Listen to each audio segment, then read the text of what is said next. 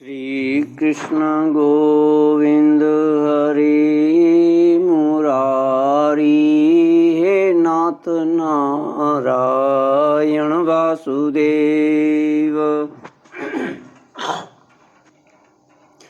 ओम नमो भगवते वासुदेवाय। ओम नमो भगवते वासुदेवाय। श्री कृष्ण गोविंद हरे मुरारी, हे नाथ नारायण वासुदेव। सच्चिदानंद रूपाय विश्वोत्पत्त्यादि हेतवे तापत्रय विनाशाय श्री कृष्णाय वयं नमः। सच्चित आनंद स्वरूप परमात्मा जो सृष्टि की उत्पत्ति, पालन और प्रलयकारी हैं तथा जीवों के आध्यात्मिक आदि दैविक आदि भौतिक तापों को नष्ट करने वाले हैं, अर्थात उनके शारीरिक मानसिक शारीरिक और भौतिक दुखों को दूर करने वाले हैं, उन श्री कृष्ण भगवान को हम नमस्कार करते हैं। श्री कृष्ण गोविंद हरे मुरारी, हे नाथ नारायण वासुदेव। श्रीमद्भागवत दशम स्कंद अथ द्वाविंशोऽध्याय। श्रीशुकोवाच हेमन्ते प्रथमे मासि नन्दव्रज कुमारिकाः चेरुर्हविष्यं भुञ्जानाः कात्यायन्यार्चनवर्तम् आप्लुत्याम् चीरहरण। श्री सुखदेव जी कहते हैं, परीक्षित, अब हेमंत ऋतु आई, उसके पहले ही महीने में अर्थात मार्गशीर्ष में नंद बाबा के ब्रज की कुमारियां कात्यायनी देवी की पूजा और व्रत करने लगीं। वे केवल हविष्यान्न ही खाती थीं। राजन, वे कुमारी कन्याएं पूर्व दिशा का क्षितिज लाल होते होते यमुना जल में स्नान कर लेती और तट पर ही देवी की बालुकामयी मूर्ति बनाकर सुगंधित चंदन फूलों के हार, भांति भांति के नैवेद्य, धूप दीप, छोटी बड़ी भेंट की सामग्री, पल्लव, फल और चावल आदि से उनकी पूजा करती। साथ ही हे कात्यायनी, हे महामाये, हे महायोगिनी, ये सबकी एकमात्र स्वामिनी, हे सबकी एकमात्र स्वामिनी, आप नंद नंदन श्री कृष्ण को हमारा पति बना दीजिए। देवी, हम आपके चरणों में नमस्कार करते हैं। इस मंत्र का जप करती हुई वे कुमारियां देवी की आराधना करती। इस प्रकार उन कुमारियों ने, जिनका मन श्री कृष्ण पर निछावर हो चुका था, इस संकल्प के साथ 1 महीने तक भद्रकाली की भली भांति पूजा की कि नंद नंदन श्याम सुंदरी हमारे पति हों। वे प्रतिदिन उषा काल में ही नाम ले लेकर एक दूसरी सखी को पुकार लेती और परस्पर हाथ में हाथ डालकर ऊंचे स्वर से भगवान श्री कृष्ण की लीला तथा नामों का गान करते हुए यमुना जल में स्नान करने के लिए जाती। एक दिन सब कुमारियों ने प्रतिदिन की भांति यमुना के तट पर जाकर अपने अपने वस्त्र उतार दिए और भगवान श्री कृष्ण के गुणों का गान करते हुए बड़े आनंद से जल क्रीड़ा करने लगी। परीक्षित, भगवान श्री कृष्ण सनकादि योगियों और शंकर और योगेश्वरों के भी ईश्वर हैं। उनमें गोपियों की अभिलाषा छिपी न रही। वे उनका अभिप्राय जानकर अपने सखा ग्वाल बालों के साथ उन कुमारियों की साधना सफल करने के लिए यमुना तट पर गए। उन्होंने अकेले ही उन गोपियों के सारे वस्त्र उठा लिए और बड़ी फुर्ती से वे एक कदम के वृक्ष पर चढ़ गए। साथ ही ग्वाल बाल ठठा कर हंसने लगे और स्वयं श्री कृष्ण भी हंसते हुए गोपियों से हंसी की बात कहने लगे। अरे कुमारियों, तुम यहाँ आकर इच्छा हो तो अपने अपने वस्त्र ले जाओ। मैं तुम लोगों से सच कहता हूँ, हंसी बिल्कुल नहीं करता। तुम लोग व्रत करते करते दुबली हो गई हो। ये मेरे सखा ग्वालवाल जानते हैं कि मैंने कभी कोई झूठी बात नहीं कही। सुंदरियों, तुम्हारी इच्छा हो तो अलग अलग आकर अपने अपने वस्त्र ले लो या सब एक साथ ही ले जाओ, मुझे इसमें कोई आपत्ति नहीं है। भगवान की यह हंसी मस्करी देखकर गोपियों का हृदय प्रेम से सराबोर हो गया।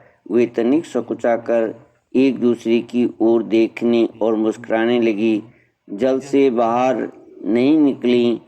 जब भगवान ने हंसी हंसी में ये बात कही तब उनके विनोद से कुमारियों का चित्त और भी उनकी ओर खिंच गया। वे ठंडे पानी में कंठ तक डूबी हुई थीं और उनका शरीर थर थर काँप रहा था। उन्होंने श्री कृष्ण ने कहा, प्यारे कृष्ण, तुम ऐसी अनीति मत करो। हम जानते हैं कि तुम नंद बाबा के लाडले हो, हमारे प्यारे हो। सारे ब्रजवासी तुम्हारी सराहना करते रहते हैं। देखो, हम जाड़े के मारे ठिठुर रही हैं। तुम हमारे सारे वस्त्र दे दो।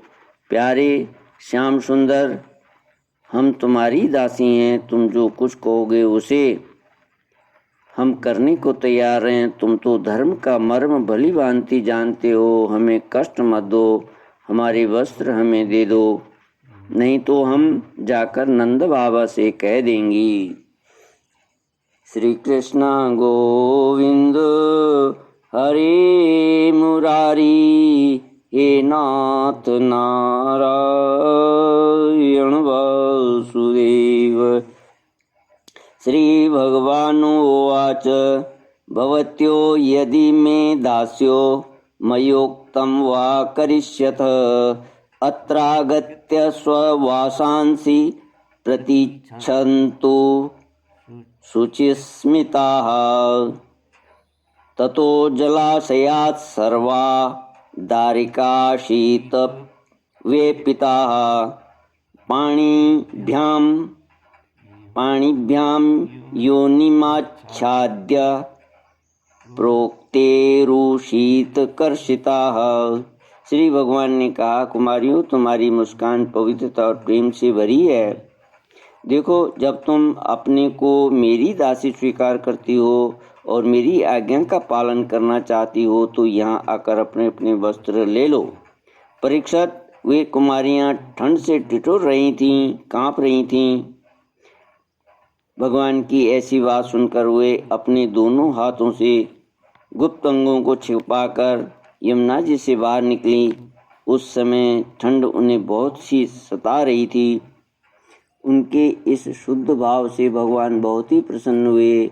उनको अपने पास आई देकर उन्होंने गोपियों के वस्त्र अपने कंधे पर रख लिए और बड़ी प्रसन्नता से मुस्कुराते हुए बोलो, अरे गोपियों, तुमने जो व्रत लिया था उसे अच्छी तरह निभाया, इसमें संदेह नहीं है। परंतु इस अवस्था में वस्त्रहीन होकर तुमने जल में स्नान किया। इससे तो जल के अधिष्ठात्री देवता वरुण का तथा यमुना जी का अपराध हुआ है। अतः अब इस दोष की शांति के लिए तुम अपने हाथ जोड़कर सिर से लगाओ और उन्हें झुककर प्रणाम करो। तदनंतर अपने अपने वस्त्र ले जाओ। भगवान श्री कृष्ण की बात सुनकर उन ब्रज कुमारियों ने ऐसा ही समझा कि वास्तव में वस्त्रहीन होकर स्नान करने से हमारे व्रत में त्रुटि आ गई है। अतः उसकी निर्विघ्न पूर्ति के लिए उन्होंने समस्त कर्मों के साक्षी श्री कृष्ण को नमस्कार किया, क्योंकि उन्हें नमस्कार करने से ही सारी त्रुटियों और अपराधों का मार्जन हो जाता है। जब यशोदा नंदन भगवान श्री कृष्ण ने देखा कि सब की सब कुमारियां मेरी आज्ञा के अनुसार प्रणाम कर रही हैं, तब वे बहुत ही प्रसन्न हुए।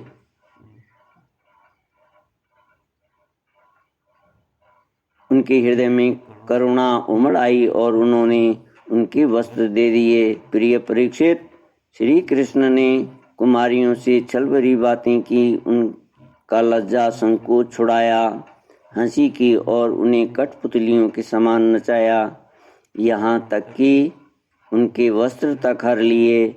फिर भी वे उनसे रुष्ट नहीं हुए, उनकी इन चेष्टाओं का दोष नहीं माना, बल्कि अपने प्रियतम के संग से वे और भी प्रसन्न हुई। परीक्षित, गोपियों ने अपने अपने वस्त्र पहन लिए, परंतु श्री कृष्ण ने उनके चित्त को इस प्रकार अपने वश में कर रखा था कि वे वहां से एक पग भी न चल सकीं। अपनी प्रियतम के समागम के लिए सजकर वे उनकी ओर लज्जित सी चितवन से निहारती रही। भगवान श्री कृष्ण ने देखा कि उन कुमारियों ने उनके चरण कमलों के स्पर्श की कामना से ही व्रत धारण किया है और उनके जीवन का यही एकमात्र संकल्प है। अतः गोपियों के प्रेम के अधीन होकर उखल तक में बंध गए। तब गोपियों के प्रेम के अधीन होकर उखल तक में बंध जाने वाले भगवान ने उनसे कहा, मेरी परम प्रेयसी कुमारियों, मैं तुम्हारा यह संकल्प जानता हूँ कि तुम मेरी पूजा करना चाहती हो। मैं तुम्हारी इस अभिलाषा का अनुमोदन करता हूँ। तुम्हारा यह संकल्प सत्य होगा, तुम मेरी पूजा कर सकोगी। जिन्होंने अपना मन और प्राण मुझे समर्पित कर रखा है, उनकी कामनाएं उन्हें सांसारिक भोगों की ओर ले जाने में समर्थ नहीं हैं होती। ठीक वैसे ही जैसे भुने या उबले हुए बीज फिर अंकुर के रूप में उगने के योग्य नहीं रह जाते। इसलिए कुमारियों, अब तुम अपने अपने घर लौट जाओ। तुम्हारी साधना सिद्ध हो गई। तुम आने वाली शरद ऋतु की रात्रियों में मेरे साथ विहार करोगी। सतियों, इसी उद्देश्य से तो तुम लोगों ने यह व्रत और कात्यायनी देवी की पूजा की। श्री कृष्ण गोविंद हरे मुरारी, हे नाथ नारायण वासुदेव। श्री शुक उवाच, इत्यादिष्टा भगवत्ता लब्ध कामा कुमारिकाः ध्यायन्त्यस्तत्पदाम्भोजं कृच्छ्रान्नि निर्विविर्श्रुर्व्रजं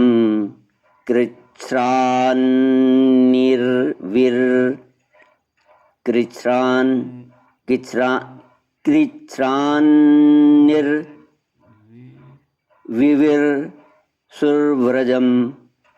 श्री सुखदेव जी कहते हैं, परीक्षित, भगवान की यह आज्ञा पाकर वे कुमारियां भगवान श्री कृष्ण के चरण कमलों का ध्यान करते हुए जाने की इच्छा न होने पर भी बड़े कष्ट से ब्रज में गईं। अब उनकी सारी कामनाएं पूर्ण हो चुकी थीं। प्रिय परीक्षित, एक दिन भगवान श्री कृष्ण बलराम जी और ग्वाल वालों के साथ गौवें चराते हुए वृंदावन से बहुत दूर निकल गए। ग्रीष्म ऋतु थी, सूर्य की किरणें बहुत ही प्रखर हो रही थी, परंतु घनी घनी वृक्ष भगवान श्री कृष्ण के ऊपर छत्ते का काम कर रहे थे। भगवान श्री कृष्ण ने वृक्षों को छाया करते देख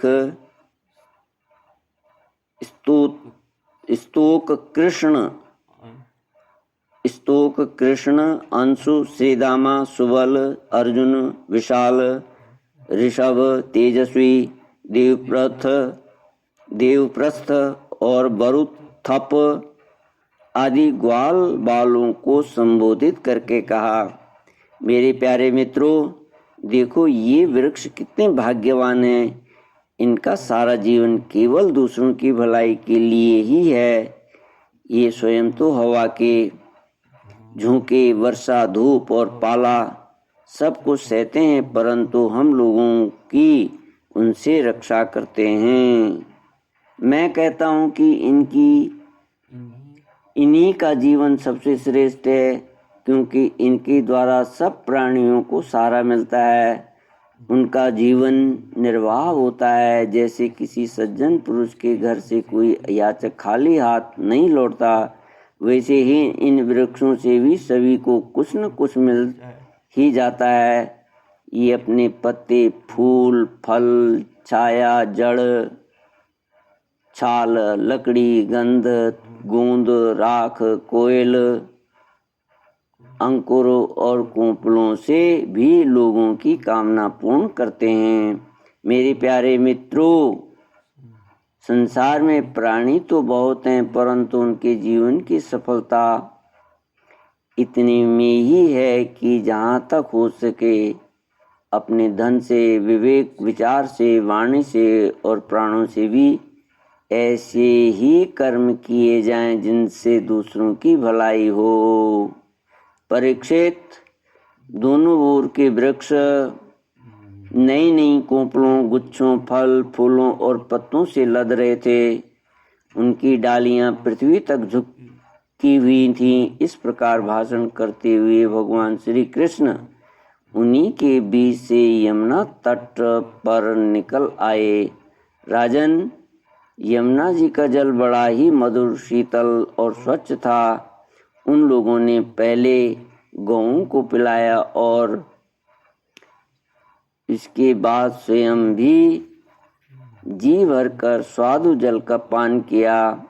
परीक्षित, जिस समय वे यमुना जी के तट पर हरे भरे उपवन में बड़ी स्वतंत्रता से अपनी गौएं चरा रहे थे, उसी समय कुछ भूखे ग्वालों ने भगवान श्री कृष्ण और बलराम जी के पास आकर यह बात कही। श्री कृष्ण गोविंद हरे मुरारी, हे नाथ नारायण वासुदेव। श्रीमद्भागवते महापुराणे संहितायां दशमस्कन्धे पूर्वार्धे गोपी वस्त्रापहारो नाम द्वाविंशोऽध्यायः। ओम पूर्णमद पूर्णमिदं पूर्णात् पूर्णमुदच्यते पूर्णस्य पूर्णमादाय पूर्णमेवावशिष्यते। ओम शांति शांति शांति। हरि ओम। श्री गुरुभ्यो नमः। हरि ओम।